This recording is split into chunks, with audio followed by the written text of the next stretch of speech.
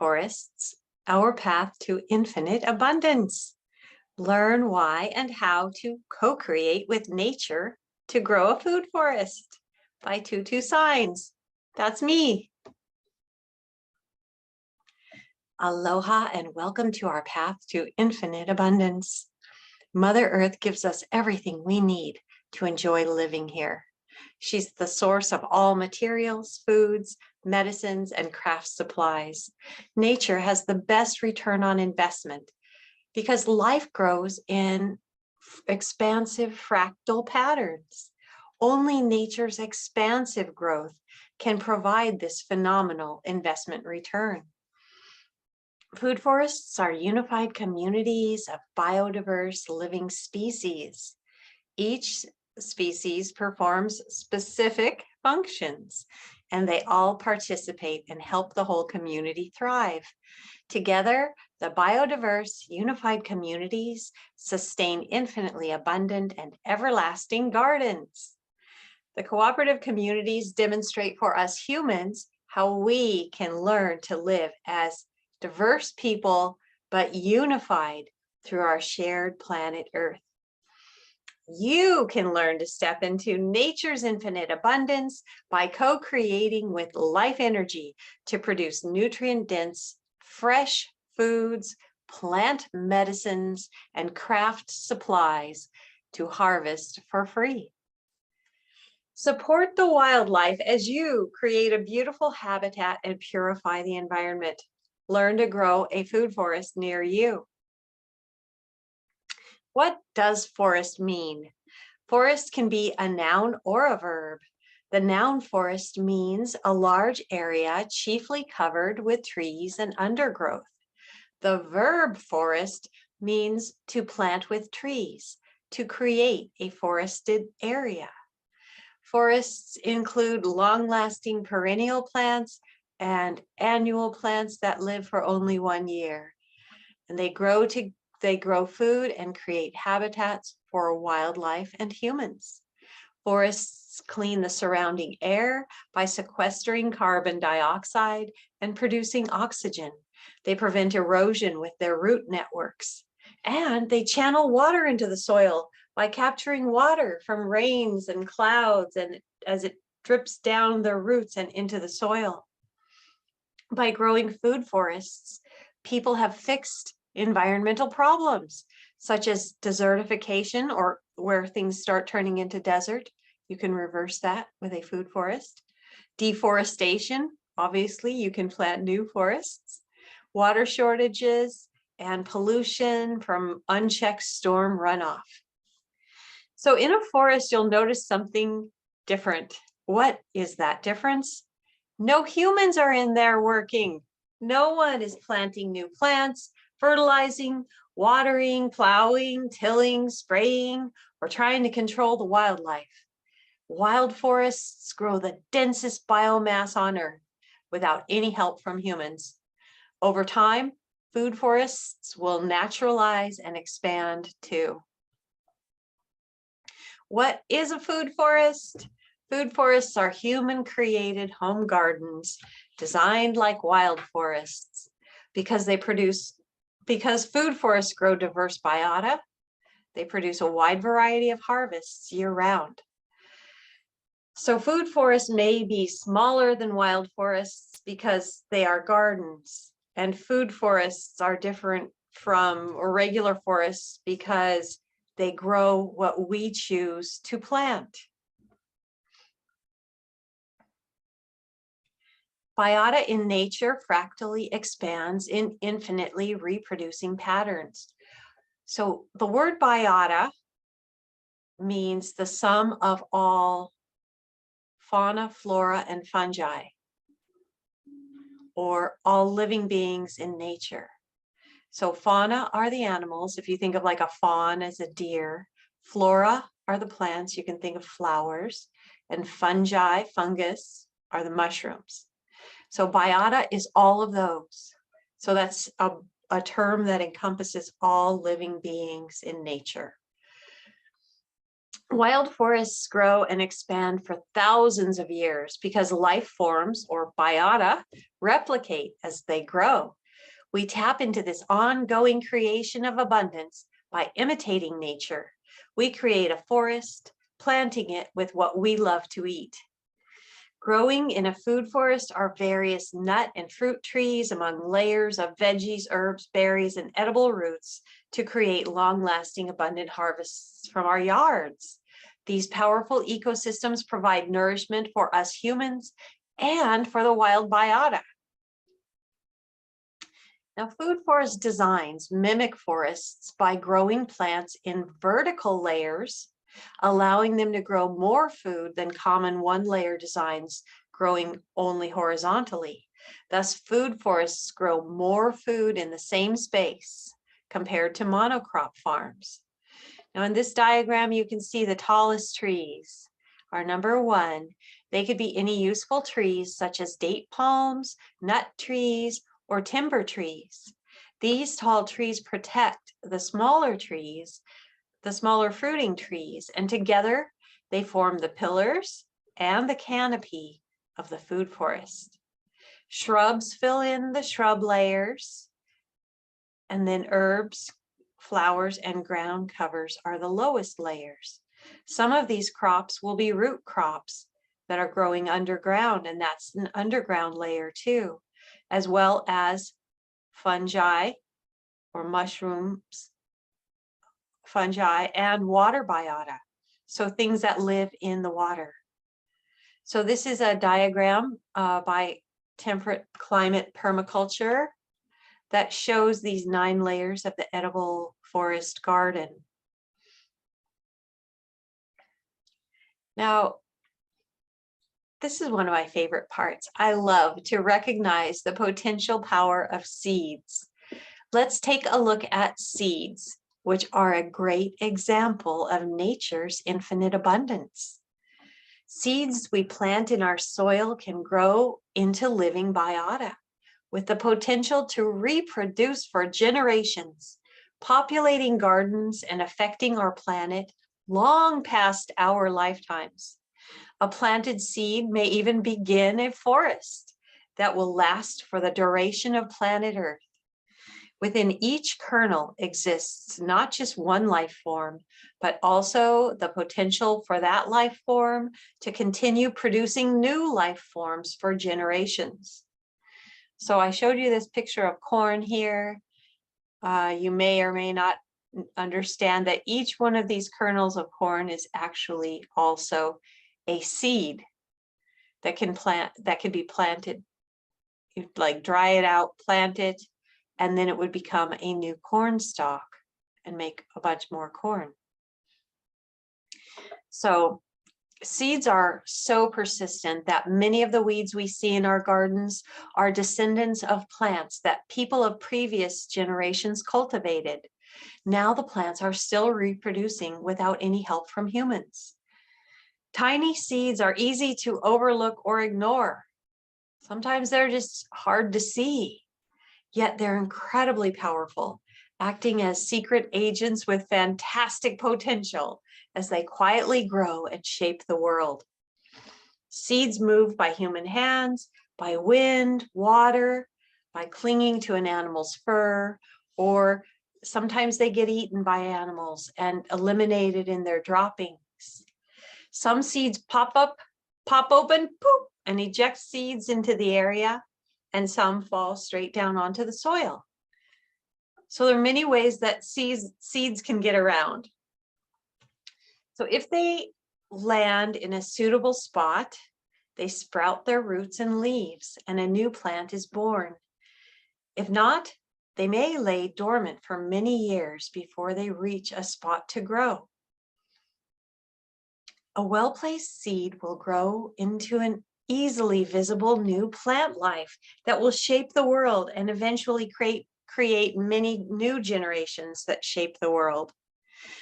This quiet unfoldment often goes unnoticed and receives no help from humans.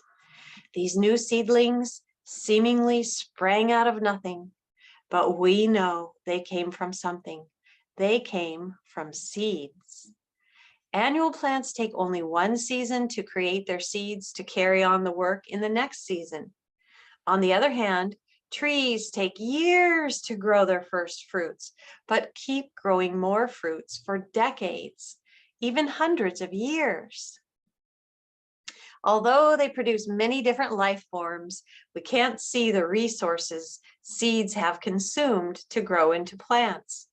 Amazingly, the resources they need to develop are available for free: sunlight, soil, air, and water, and they don't seem to use up the resources. There's abundance everywhere in the world of seeds, so don't underestimate the incredible power of seeds. So, are you interested in a return on investment that approaches infinity? Since there's such fantastic abundance that comes from a seed well planted in soil, just for fun, let's take a break here and compare an investment of $1 in the stock market to an investment of 1 seed in the soil. So in the stock market or the money economy, you would first purchase a share in the stock market for $1. You would use our hearts and minds. We would use our hearts and minds to decide what to invest in. Then, of course, we have to pay a fee to create the transaction in the stock market. Now, we obtained the dollar in the first place by performing some type of valuable work. Then we paid tax on the money we earned, and this $1 is part of what we get to keep, what we have left over after our hard work and paying our taxes.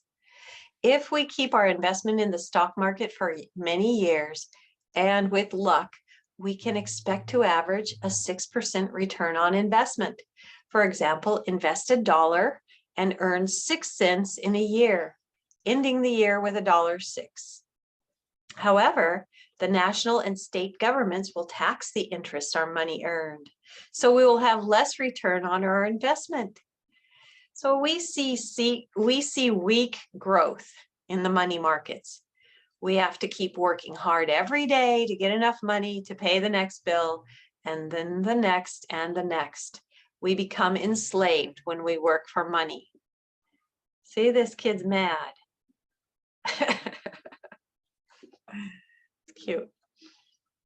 So, in seeds or nature's economy, there's no fee involved for planting a seed. Instead, we use our hearts and minds to decide which seeds to plant and where to plant them, then use our hands to plant the seeds. We first obtain the seed either for free by finding one growing on a plant or purchasing one. But for comparison, we'll say we paid $1 for 1 seed. So if you plant 1 seed and in 1 season, like in the case of an annual plant, in 1 season of say 6 months or so, the plant yields 1 more seed, then you have a 100% return on your investment. If it yields 100 seeds, your investment return would be 10,000%. Or if the plant yields another 1,000 seeds, your investment return would be 100,000%. And this is common. Now, if you were to plant all of those seeds and many of them gave you the exact yield, you would be approaching infinity in a few years. So 1 seed then makes an infinite number of new seeds possible. We also control this process when we plant the seed at the right time and in a suitable location. If not, sometimes a seed will lay dormant for a long time. Then one day, when the time is right, it grows. And then we get to keep all of our seeds, and we can eat them if they're edible, or plant them and get more plants and more seeds. We can make drinks with them or meals with them. We can sell them, share them, feed them to animals, make jewelry or art pieces with them. So once you plant them, seeds begin an unending chain of abundance. And soon you are overflowing with seeds. And I found this funny one with Gene Wilder. Oh, you don't measure ROI. How's that working out for you? That's kind of cute. Okay, so here's the last slide in this section. Notice in the money-based economy, you work hard to gain a little, while in the seed-based economy, you work little to earn much. You can eat seeds and the fruits they produce, so they give you abundance in food and excellent health. But unfortunately, you can't eat money, so you have to find a way to trade it for food or medicine. One reason it's so fun to create a food forest is to participate in this abundance. Here's a romaine lettuce plant that matured in the food forest for a season. Then it grew these puffy white flowers. Inside of each of these flowers is about 10 to 20 seeds for new romaine lettuce plants. 3 days before taking this picture, I had picked all of the seeds off this plant and counted them to calculate the ROI, and I planted those seeds around the food forest. Now, this same lettuce plant had grown all of these brand new seeds within a few days after I had picked the first seeds. So this picture reminds me of nature's abundance. There's a whole new batch of seeds to be picked and planted. There are too many seeds to count, and they all came from one seed, which grew into one lettuce plant. And of course, when the lettuce plant was growing, we got to pick and enjoy the lettuce, and we still got the seeds. How is that for infinite abundance? So a food forest sustains and replicates itself. Nut trees like these pecans grow seeds in abundance year after year. The seeds are delicious to eat and they will produce more trees. But imagine if every seed grew another tree, then over time we really would have lots of nuts. Another example is multiplication through roots. These banana stalks expand their roots by multiplication into the soil, and from the roots, up pop the new banana plants. Biodiversity creates strong communities. And I love this quote by Jeff Lawton: "You can solve all the world's problems in a garden." So planting a considerable diversity of plants will keep the diverse populations closer to a healthy balance. A wide variety of thriving plants contribute to the community and create welcoming habitats for predators and prey. Ladybugs, ants, praying mantises, aphids, spiders, lizards, and birds coexist in the food forest, eating each other. Many plant-eating insects can't fly or travel well, and the scents and colors of various plants distract them in many directions.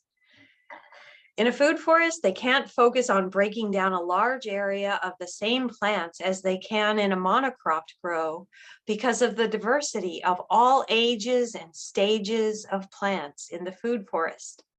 This method of growing our gardens eliminates the pest problem found in monocropped fields of one type of plant. A food forest fertilizes itself. Because of the cycle of life and death, plant parts, including leaves, flowers, stems, twigs, and branches, litter the forest floor. This fallen material forms the basis of the fertilizer for the living plants. So death and life are two sides of the same coin. Here's a picture of a pigeon pea plant growing in soil covered with mulch. So when plant materials fall to the ground, the decomposing forces of air, water, sunlight, and earth-dwelling biota begin breaking the debris into its simplest forms. This decomposed material is what I call authentic plant food, because it provides the nutrients and components that plants need to grow healthy new growth. So we don't need to fertilize food forests. But here's a super interesting fun fact. Human urine provides the best known source of NPK fertilizer for free. What a perfectly designed system. So here's some food for thought. When you grow a food forest, You will have healthy food to eat without much work on your part. So local food forests are a great idea. We've tried having modern farmers grow food for everyone, but commercial farming methods and the practice of shipping produce worldwide pollute Mother Earth. As people worldwide create food forests, we can fend off the perils of toxicity and lack and bring on the joys of peace and abundance. So whether large or small, food forests make fabulous family home gardens because they grow various crops compactly together. Imagine your land producing food, wood, fragrances, medicine, homes for wildlife, dignified, pleasant labor for exercise, and a peaceful coexistence with Mother Earth. Imagination is the bridge from the now to the divine possibility in your mind. We are part of an intelligent system, and we will only thrive when we work in synergy with Mother Earth's dominant forces. So be a responsible and caring member of every community you belong to, including the global human family and Earth's exquisite ecosystem. Forests can grow all over the planet. Food forests can grow all over the planet. Sepp Holzer is a famous permaculturist that grew all of his food for decades on a mountainous Alp in Austria. Jeff Lawton, another famous permaculturist, and others have grown food forests in the deserts. Africans, Indians, and Asians grew forests around their homes. Anastasia, the beautiful forest hermit written about in the 1990s book series, The Ringing Cedars of Russia by Vladimir Megre, lived off what grew wild in the taiga forest in Siberia, as did generations of her family. Jeff Lawton has also found another ancient food forest in, I think, Morocco, that's thousands of years old. And anthropologists have discovered that the Amazon rainforest was once home to large, impressive societies, and the rainforest is largely a human artifact. Rather than planting fields of crops, these societies cultivated useful trees and plants, which provided for them until some disaster destroyed their society. Their gardens continued growing without their help, and eventually the food forest gardens hid the decimated settlements. And the term rainforest shows how forested areas can create sources of water, including rivers. Anywhere it grows, a food forest will perfect the dweller's land, expand fractally, and live indefinitely. Here's an example of Regreening the Desert by Jeff Lawton. This is his before. This is in the Jordan Desert. This demonstrates the possibility of growing food forests in the desert. Here's before and here's after.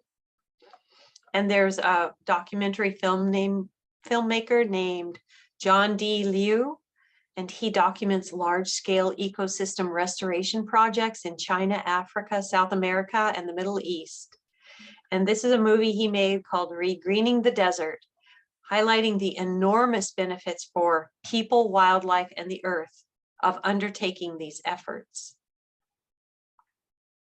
Where do we place the need for quality food, water, and air within our priorities in life? Today, they require top priority. Food forests can produce great food, clean air and water, and create a healthy environment for ourselves and wildlife. We can grow the food and water supplies around us and create freedom from the monocrop farming era. We can prepare to answer the questions. In times of crisis, what will you eat? Where will you get shelter and medicine? Where will you get clean water? We can get them all from food forests.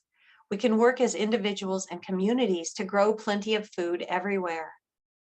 And I love this quote by Bill Mollison: though the problems of the world are increasingly complex, the solutions remain embarrassingly simple. So here is content from my book 2, The 8-Step Path to Creating a Food Forest. And step 1 is finding a piece of land. Step 2, meet and greet the volunteers. Step 3, plant nut and fruit trees. Step 4, cover the soil. Step 5, transform your forest floor. Step 6, channel and save water. Step 7, protect plants from pests. And step 8, harvesting and annual cycles. So step 1 is to find a patch of land where you can plant your trees, shrubs, herbs, and seeds. It may be small or large. You may already have some land, whether it's alongside a sidewalk, the edge of a patio, a small side yard, or a large backyard, a slope, or an empty lot, and you have a place to start. Woohoo! You can turn any piece of land into a food forest.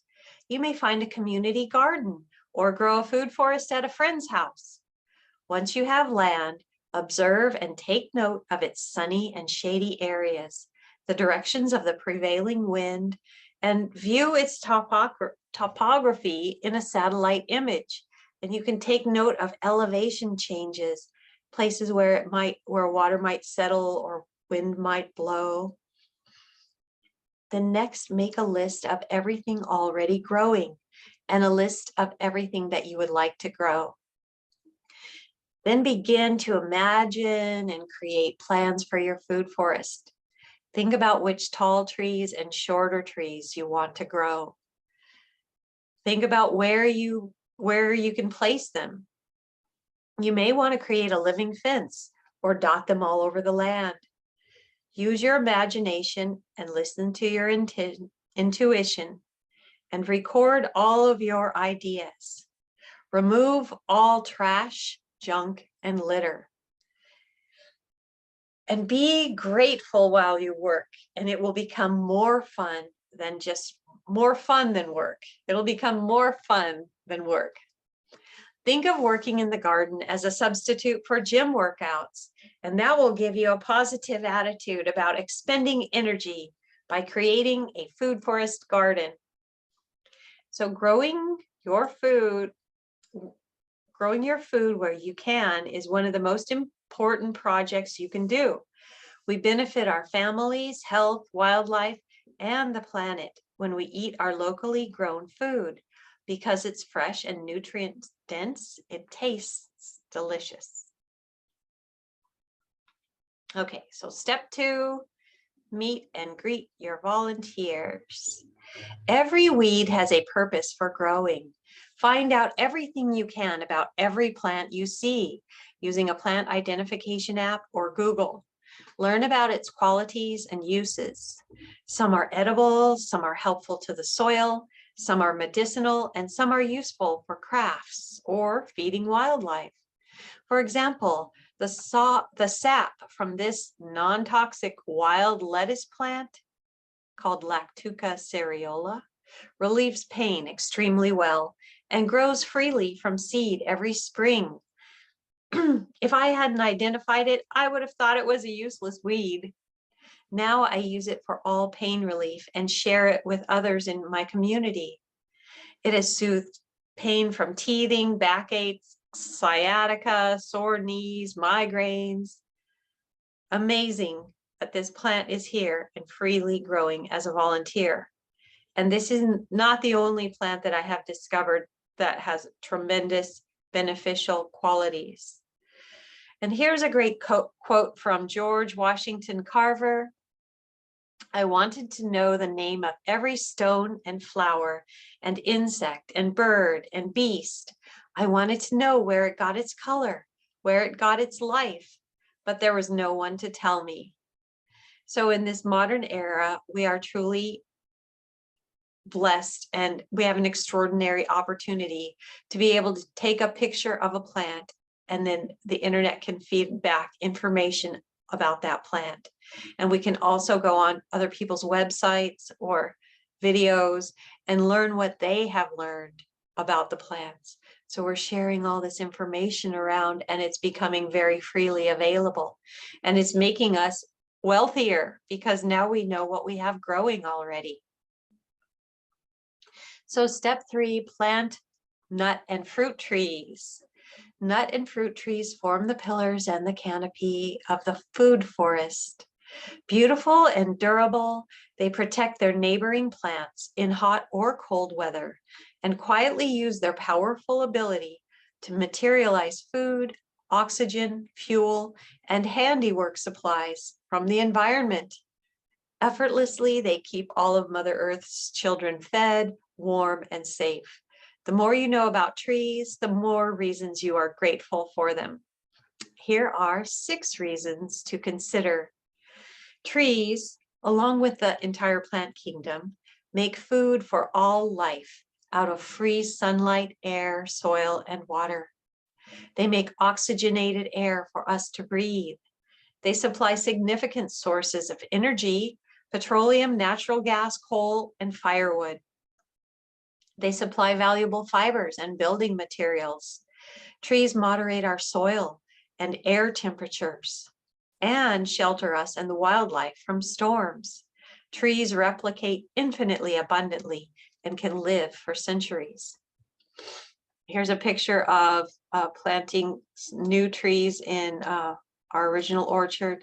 This actually right here is an existing pecan tree, and some of the neighbors' taller trees around the sides there. But we are planting in some trees in this grassy field. So studies show no benefit to adding amendments to planting holes. Plant trees in the native soil and be sure the root crown is planted above ground so the tree can breathe. Step 4, cover your soil with mulch. Multitudes of biota live above ground and below the surface in the soil and water.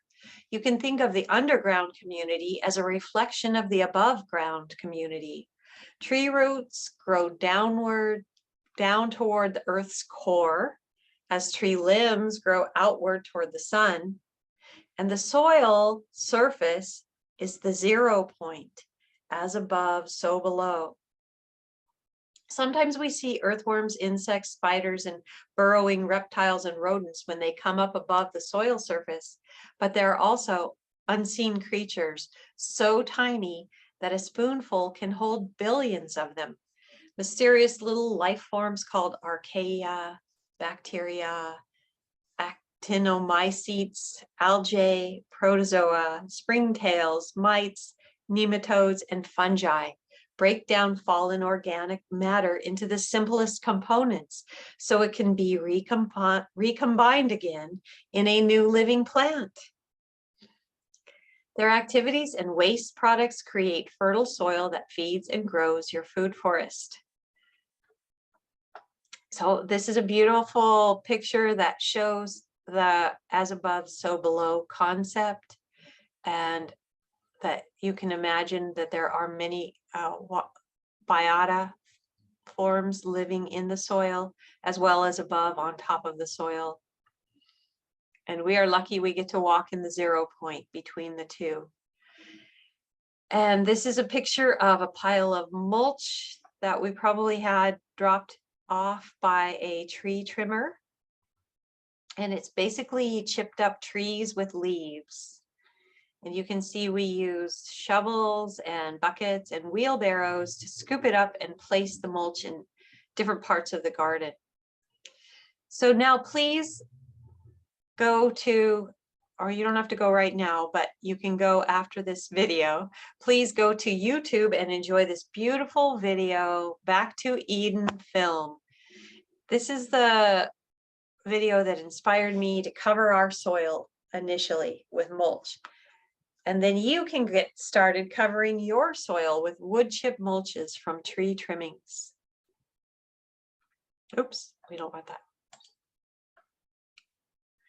Okay, transform your forest floor, step 5. So back in step 2, you learn to identify your volunteers and get to know their properties. You are now prepared to decide which volunteers you will keep in your food forest and which ones to replace with something better. Most of the plants you will find growing on the floor of your land will produce flowers, which develop the seeds. Sometimes flowers become fruits and develop seeds within the fruits, and sometimes flowers produce seeds without creating any fruits. Eventually, those seeds will end up on the food forest floor, where they await to become new versions of the plants that they once were and that they grew from. Once seeds lodge into the forest floor, they sense the right time to open by environmental cues, such as the season and the weather. And sometimes seeds can remain in the soil for decades before they sprout. That is why the volunteers from the past keep showing up in our gardens. So in this step 5, transform your forest floor, we practice controlling the seeds that land on the floor. Here's a process that will transform your forest floor and save you a lot of effort in future seasons. Here are your action steps, food forester. You can move your plant, you can chop and drop a plant, or you can replace a plant.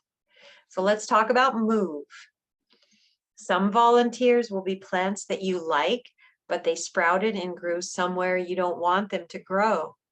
For instance, the seedlings of trees or other valuable plants often appear in inappropriate places, like close to the house or in a spot you have reserved for something else. You may want to move or transplant those volunteers to new locations in your food forest. And that is one of the action steps, move. The next action step is called chop and drop. Some volunteers will be plants you don't like and don't want in your food forest. These volunteers may get the chop and drop treatment. Turn them into mulch with a weed whacker or a mower. Do this before they produce seeds to prevent them from generating more, if you can. You can leave the roots in the ground to hold the soil in place while you're busy with other projects. Then in the future, you can replace them. Now, if you weed whack or mow them after they've already produced seeds, it's best to gather the seeds first, maybe clip off the seeds, save them in a bucket and put them in the green waste or in the fireplace so you don't spread the seeds around.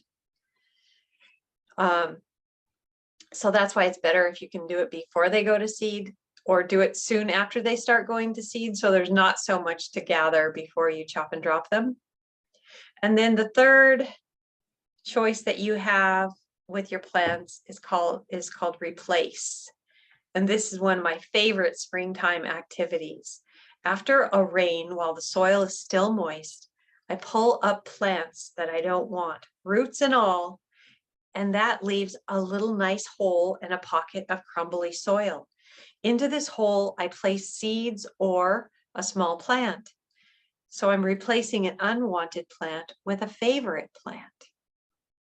And this picture shows a part of our food forest floor, which was once a field of grass and weeds. The forest floor is being transformed to grow edible and useful plants, which naturalize themselves and become the native understory, growing up through the mulch. Here we have onions, calendula, garlic, radishes, strawberries, and Cape gooseberry, also known as pohos or pineapple tomatillo, growing on the food forest floor. And now these are the plants that spread their seeds naturally and spread themselves around the forest floor, instead of the old plants that were like grasses and weeds. So that's step 5, transform your forest floor. Step 6 is channel and save water. Saving water underground is a primary objective because we want the big trees to tap into the water table. In addition, the ground can hold way more water than our rain barrel storage tanks. So it makes sense to store it where it belongs and where it will be available for plants to use, underground. So here's one of many ways that we use to save water in the water table. We insert watering pipes in the ground in the tree's root zone. These are 2 to 3 foot long pieces of ABS pipe, or PVC if it's got a big enough diameter, works too. And we install these at the time we plant the tree. Is the best time to install them. Or if you have an existing tree, you can install them near the root zone of an existing older tree. So let's take a look at the water cycle here.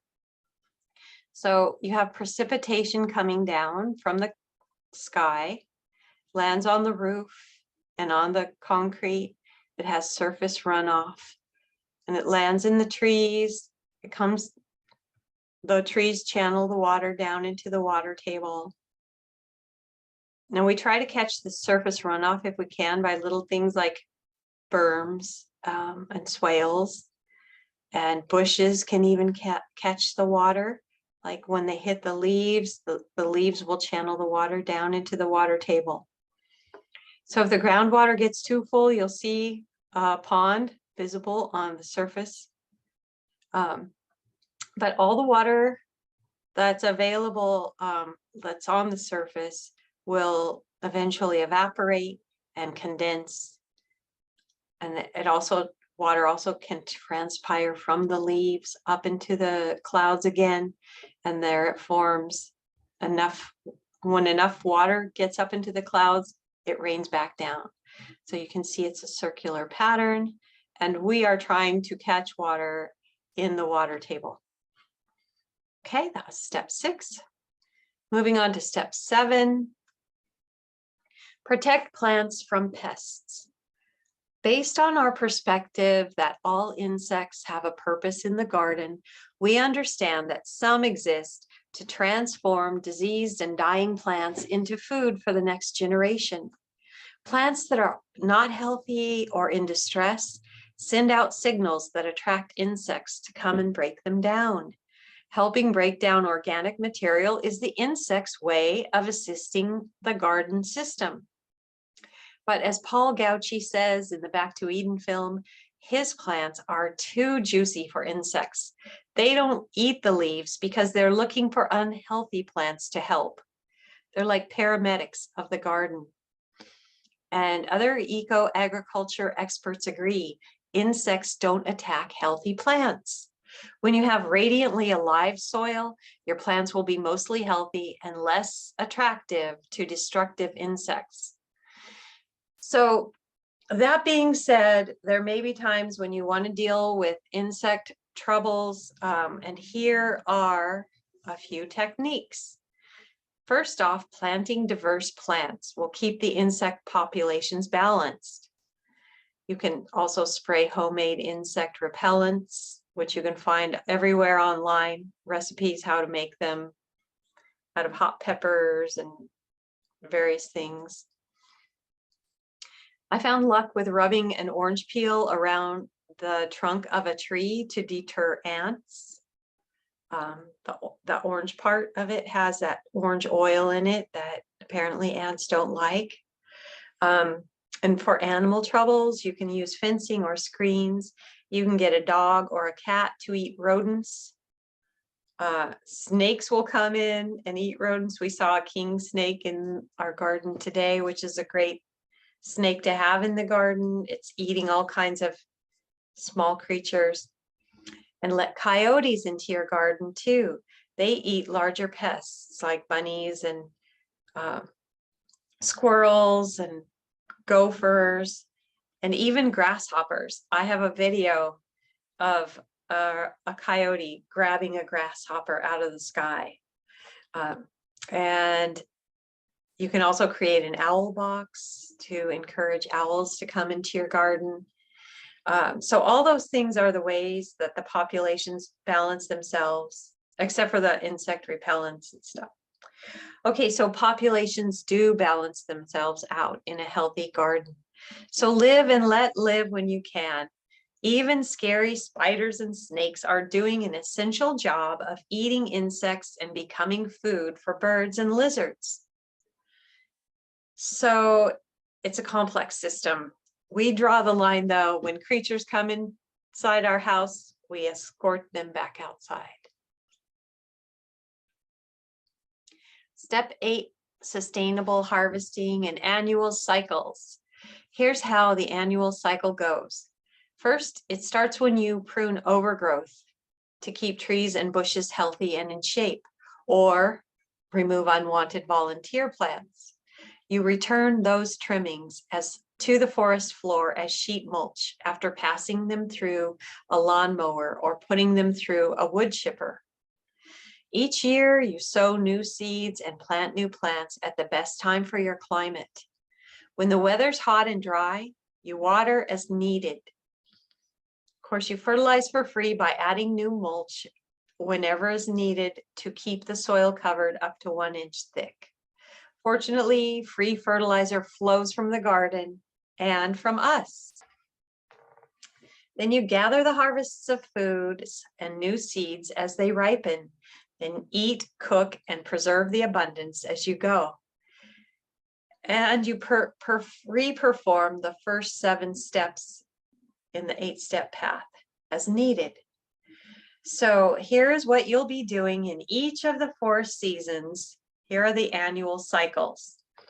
In autumn, it's harvesting fruits, nuts, seeds, herbs, etc., preserving them. It's chop and drop weeds or spent plants with a weed whacker, prune as needed, and in mild climates like ours here in Southern California, we plant new trees and bushes because that's the beginning of our rainy season, and that's our best time to plant. Now, that might not be the case with where you live. If you live in a snowy place, you probably plant in spring sometime, like maybe around May or something, or April.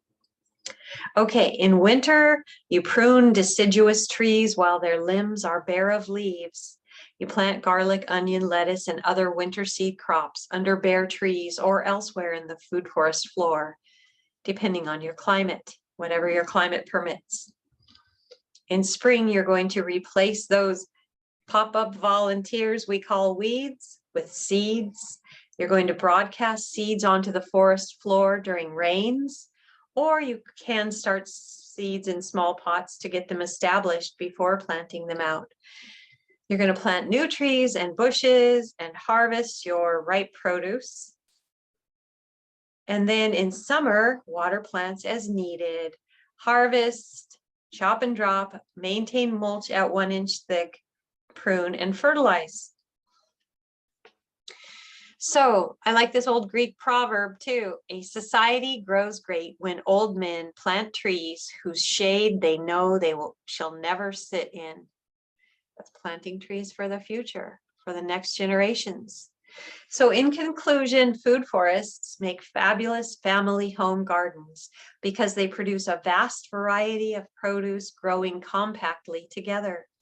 You don't have to have much space to grow various crops, and the wild biota do most of the work. So imagine your land producing food, wood, fragrances, medicines, homes for wildlife, and dignified, pleasant labor for exercise, and a peaceful coexistence with Mother Earth or Mother Nature. Food forest synonyms include agroforestry, sustainable permaculture, biodynamic gardens, biodiversity, and regenerative agriculture. I use the name food forest, but I also really like the terms Garden of Eden and Garden of Infinite Abundance and family homestead. So people worldwide still grow food forests as they have done for eons. This ancient practice is our heritage and our sustainable future. Growing food forests at home benefits our planet's environment. Food forest growing solves so many problems, and it can be scaled to fit a container garden, a small patio, a large backyard, or up to large acreage.